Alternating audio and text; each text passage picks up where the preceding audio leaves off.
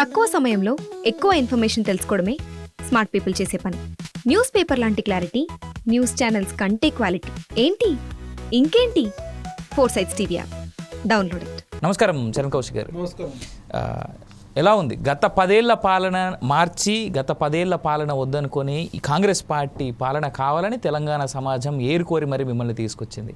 ఈ సంవత్సరంలో Congress party observe చేసింది ఏంది? కాంగ్రెస్ పాలన ఎలా నడుస్తుంది? అంటే కాంగ్రెస్ ప్రభుత్వం అధికారంలోకి వచ్చిన తర్వాత ప్రజాస్వామ్యం మరొకసారి బతికిందని చెప్పేసి ప్రజలంతా కోరుకుంటా ఉన్నారు. ఎందుకంటే ఆనాడు నిర్బంధాలతో కూడినటువంటి తెలంగాణ రాష్ట్రంలో ఎవరికి కూడా స్వేచ్ఛ లేకుండా ఉండే. అదే కాకుండా ఇందిరా పార్క్ దగ్గర ధర్నా చౌక్ కూడా ధర్నాలు తీసుకునే అవకాశం లేదు. అదే కాకుండా తెలంగాణ రాష్ట్రంలో ఆనాడు మీడియా మీద ఆంక్షలు ఉన్నాయి. ఎందుకంటే ఆనాడు ఏబిఎన్ కావచ్చు, టీవీ9 కూడా బ్యాన్ చేసిన సందర్భం.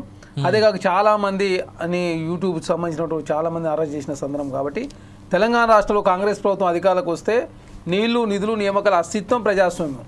అంటే బీఆర్ఎస్ పార్టీ 3 లక్షల కోసం పనిచేస్తే 3 లక్షలు కూడా 10 సంవత్సరాలు నెరవేరలే. కానీ కాంగ్రెస్ ప్రభుత్వం మేము ఏర్పడేటప్పుడే చెప్పినాం 5 లక్షల కోసం కాంగ్రెస్ ప్రభుత్వం పనిచేస్తూ ఉంది.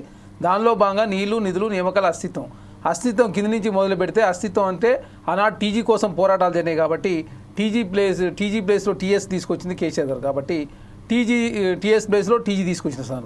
అస్తిత్వం అంటే అందశ్రీ గారి గీతాన్ని తెలంగాణ గీతంగా ప్రకటించింది. ఎందుకంటే 10 సంవత్సరాల కాలం పాటు తెలంగాణకు ఒక గీతం కూడా లేకుండే.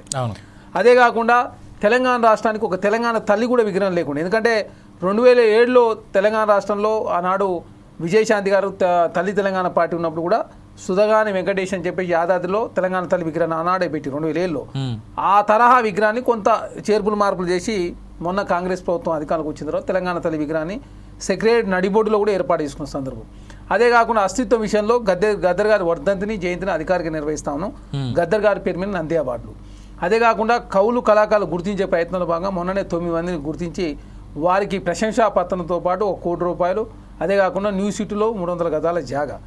ఈ విధంగా చెప్పుకుంటూ పోతే తెలంగాణ రాష్ట్రంలో జూన్ 2వ తారీఖు నాడు ఉద్యమకారులందరినీ పిలిపించుకుని గౌరవించుకుంది రాష్ట్ర ప్రభుత్వం. అదేగా కాంగ్రెస్ ప్రభుత్వం అధికారులకు వస్తే ఖచ్చితంగా 250 గజాల జాగా ఇస్తామని చెప్పేసి కాంగ్రెస్ ప్రభుత్వం చెప్పింది. దానికి ఖచ్చితంగా కట్టుబడను, భవిష్యత్తులో అది నెరవేర్చే ప్రయత్నం జరుగుతాం తెలంగాణ ఉద్యమకారులు. ఎస్. అదే కాకుండా నీళ్ళ విషయంలో గోదావరి కావచ్చు, కృష్ణా వాటర్ సంబంధించి ఖచ్చితంగా ఎందుకంటే ట్రిబ్యునల్ కేసుల వివాదాలు ఉన్నాయి. కాబట్టి ఖచ్చితంగా తెలంగాణ రాష్ట్రానికి నష్టమయ్యే పనులు ఎక్కడ కూడా చేయొద్దని చెప్పేసి ముఖ్యమంత్రి గారు స్వయాన పర్యవేక్షిస్తూ ఖచ్చితంగా విభజన హామీలో ఉన్నటువంటి కృష్ణా రివర్ మేనేజ్మెంట్ బోర్డు కావచ్చు, గోదావరి రివర్ మేనేజ్మెంట్ కావచ్చు, గతంలో కేసీఆర్ గారు కొన్ని ఒప్పందాలకు ఒప్పుకోండి. కాబట్టి ఆ కేసులను కూడా కోర్టులు ఉన్నాయి. కాబట్టి అవన్నీ కూడా ఖచ్చితంగా తెలంగాణ ప్రయాణాలు ముఖ్యమని చెప్పి ప్రభుత్వం భావిస్తూ ఉంది.